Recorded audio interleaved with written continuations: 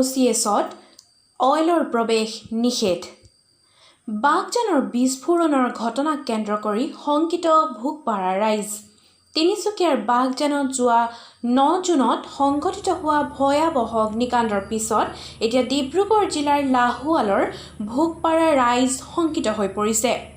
তৈলক্ষেত্ৰ এলেকাৰ জনসাধাৰণক প্ৰথম নিৰাপত্তা দিয়ক, তাৰ পিছতহে খাৰুৱা তেল আহৰণত গুৰুত্ব দিবলৈ অইল কৰ্তৃপক্ষক আহ্বান লাহোৱাল আঞ্চলিক ছাত্ৰ সন্থাৰ।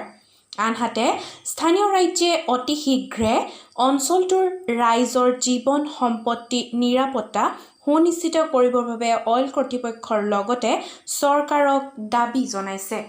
দাঁতিকাষৰীয়া অঞ্চলৰ জনসাধাৰণৰ নিৰাপত্তা নিশ্চিত নোহোৱা পৰ্যন্ত আমি লাহোৱাল আঞ্চলিক ছাত্ৰ সন্থাই বিভিন্ন ধৰণৰ এনেকুৱা ধৰণৰ ড্ৰিলিং কোম্পানীয়ে হওক, অইল ইণ্ডিয়া লিমিটেডৰ লগত কাম কৰা বা অইল ইণ্ডিয়াই হওক, এইসমূহ কোম্পানীক আমি লাহোৱাল অঞ্চলত প্ৰৱেশ নিষেধ ঘোষণা কৰিছোঁ। ইয়াৰ অৰ্থ এইটোৱে হ'ল, যেতিয়ালৈকে জনসাধাৰণৰ নিৰাপত্তা নিশ্চিত নহ'ব, যেতিয়ালৈকে জনসাধাৰণৰ নিৰাপত্তা নিশ্চিত নকৰে এই কোম্পানীবিলাকে, তেতিয়ালৈকে আমি এই কোম্পানীসমূহক আমি লাহোৱালত প্ৰৱেশ নিষেধ আমি ঘোষণা কৰিছোঁ।